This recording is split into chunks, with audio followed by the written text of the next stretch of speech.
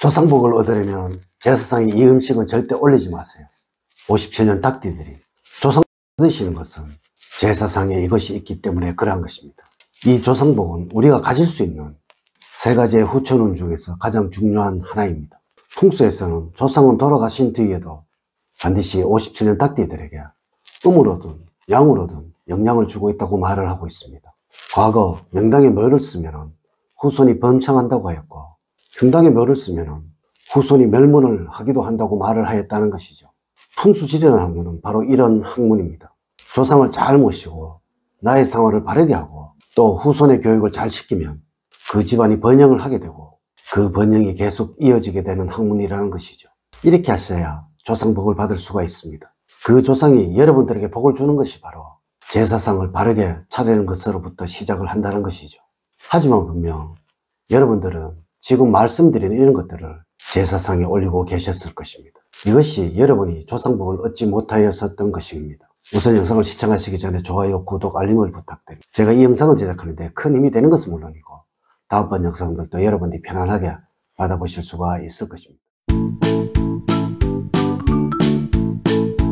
여러분 반갑습니다. 모모도도입니다. 여러분, 우리는 늘 이런 착각을 하고 살아갑니다. 나만 많이 배우고 똑똑하고 나만 잘나면 성공할 수 있고 또 부자가 될 수 있으며 그리고 행복도 얻을 수 있다고 말입니다. 만일 그렇다면 대학 교수들은 다 부자이어야 하고 또 정주영 회장님은 아주 가난뱅이여야 되어야 하겠죠. 이 말대로라면 수많은 재벌 회장님들은 다 가난했어야 하며 또 지금의 그 후손들은 절대 그 부를 잃지 않아야 합니다. 하지만 현실은 그렇지가 않죠. 많이 배운 사람들이 큰 실패를 하여 주변 사람들을 망하게 하는 경우가 정말 많습니다. 57년 닭띠들, 조상복을 얻으셔야 합니다. 그런데 조상복을 얻는 방법에 관해서 너무나도 모르고 계시다는 것이죠. 자, 이것이 바로 여러분들이 조상복을 얻지 못하셨던 그 원인입니다. 첫 번째, 복숭아는 절대 제사상에 올리시면 안 됩니다. 이 복숭아는 귀신을 쫓는 과일입니다. 과거 우리 고택들 그 어디에서도 집안에 복숭아 나무가 있는 경우는 어디에도 없다는 것입니다. 과거 민속신앙에서는 마을이나 집에서 귀신을 쫓을 때 반드시 사용을 하였던 것이 이 복숭아 나무이고, 또 풍수에서도 복숭아 나무 근처에서는 절대 묘를 쓰면 안 된다고 말을 하고 있으며, 그리고 무덤 주변에는 절대 복숭아 나무를 심어서는 안 된다는 것이 풍수학 음택에서는 가장 기본적인 이야기라는 것입니다. 생전에 고인이 아무리 이 복숭아를 좋아하셨다고 하더라도 절대 제사상에 복숭아를 올리시면 안 된다는 것입니다. 조상님들이 여러분들을 만나러 오실 수가 없기에 절대 여러분들에게 어떠한 복도 줄 수가 없다는 것입니다.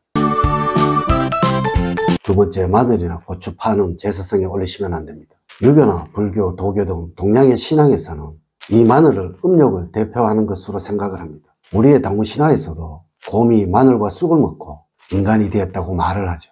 이는 대표적인 양기의 상징입니다. 그리고 현재도 이 마늘을 먹으면 정력이 강해진다는 이야기가 있으며 이것 때문에 마늘을 많이 드신 분들도 계시죠. 이렇게 강한 양기를 품은 것을 제사 음식에 넣게 되면 음기를 가진 영은 다가올 수가 없게 되는 것입니다. 한마디로 조상님을 쫓아버리게 되는 음식이라는 것이죠. 물론 고추 역시 아주 강한 양기를 품은 것입니다. 이래서 태양차로 가며 장례식장에서도 귀신이 다가오지 못하도록 하기 위해서 고춧가루를 듬뿍 품은 육개장을 먹기도 하는 것입니다. 여러분, 이런 재료들로 만들어진 음식을 제사상에 올리시면 절대로 안 되는 것입니다. 세 번째, 치자가 들어간 생선과 등푸른 생선, 오징어, 낙지입니다. 생일상이 왜 반드시 차려져야 할까요? 왜 우리는 생일을 기념하는 것일까요? 바로 대우를 받고 있다는 마음, 그리고 존재감과 사랑이 그 이유입니다.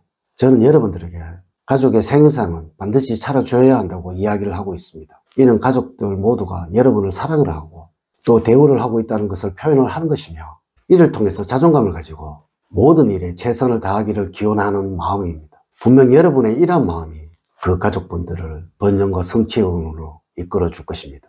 57년 닭띠들, 이는 제사상 역시도 그러한 것입니다. 이곳에는 분명 존경과 그리움, 그리고 조상들에 대한 대우가 들어있어야 하는 것입니다. 공치나 멸치, 삼치 등 치체가 들어간 생선들은 절대 올리지 않는 것입니다. 물론 오징어나 낙지 역시 그러하며 등푸른 생선인 고등어나 삼치 역시 그러합니다. 이는 대량으로 몰려다니는 것을 잡는 것이라서 가장 흔하고 천한 생선이라고 여겼기에 그러한 것입니다. 과거에는 은하, 태, 기와 같은 생선 중에서도 비늘이 있고 등이 풀어지지 않는, 그리고 대량으로 잡히지 않는 생선을 최고급으로 여기고 그런 생선들을 제사상에 올림으로써 대우를 하고 있다는 것, 그리고 그리워하고 있다는 것을 알려드렸다는 것이죠. 네 번째, 붉은색의 곡물은 제사상에 올리지 않아야 합니다. 57년 닭띠들, 붉은색이 들어간 대표적인 곡물이 바로 팥입니다. 동짓날에 팥죽을 먹는 것은 음기가 가장 강한 날인 동지야 이 양기 곡물이 팥으로 조화를 맞춘다는 의미도 있지만, 사실 이 동지는 귀신들이 가장 많이 돌아다니는 날이라고 하였고, 이 팥이 귀신을 쫓는 곡물이기에 귀신들이 다가오지 못하도록 만들기 위해 그러했던 것입니다. 아마 동짓날이 되면 팥죽 한 그릇 해서라는 말을 많이 하실 것입니다. 이렇게 붉은색이 들어간 것은 과일을 빼고는 무조건 피해야 한다는 것입니다. 조상님들이 여러분들의 융숭한 대접을 흐뭇하게 잘 받고 돌아가셔야 음덕을 줄 수 있는 것입니다. 다섯 번째, 막걸리, 소주, 과일주는 올리지 말아야 합니다. 제사상에 올리는 술은 무조건 순수한 쌀로 빚은 곡주여야 하고, 또 발효주여야 하며, 또한 탁한 술이 아니어야 합니다. 경건하고 맑은 술, 즉 청주 같은 것을 올리는 것이 원칙이라는 것입니다. 물론 지방 고유의 전통주들도 가능합니다.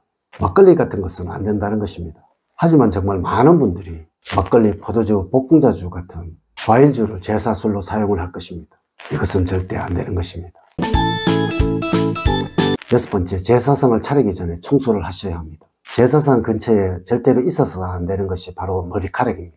물론 이 머리카락이 귀신을 쫓는다는 말도 하기야 그러한 것이지만, 사실 이것은 소원한 마음인 것입니다. 정성인 것입니다. 음식을 준비하면서의 정성, 그리고 음식을 차리면서의 정성이 바로 존중이고 대우인 것입니다. 여러분, 제사상을 차리기 전에 반드시 깨끗이 청소를 하셔야 합니다. 그래야 여러분들의 정성과 염원이 조상님들에게 제대로 전달이 되어 조상복을 제대로 얻게 될 수 있는 것입니다. 여섯 번째, 제사날에는 가족 간의 갈등을 보여서는 안 됩니다.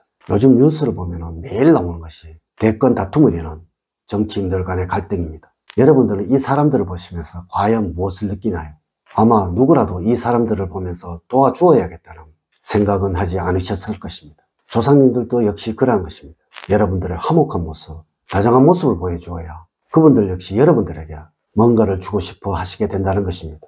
제사를 지내는 그날만큼은 절대 다투시거나 대립을 하시거나, 그리고 화가 나도 인상을 쓰지 마세요. 그것이 바로 조상복을 제대로 얻는 원칙인 것입니다. 57년 닭띠들, 오늘은 제사상을 차리실 때 절대로 올리면 안 되는 음식에 관해서 말씀을 드렸습니다. 오늘 알려드린 이야기들을 꼭 명심을 하셔서 항상 조상복을 얻으시기를 기원을 드리면서 오늘의 이야기를 마치도록 하겠습니다. 저는 늘 여러분들 가정에 사랑과 행복이 넘치는 삶을 만들어 드리도록 노력을 하겠습니다. 오늘 긴 시간 시청해 주셔서 감사드립니다.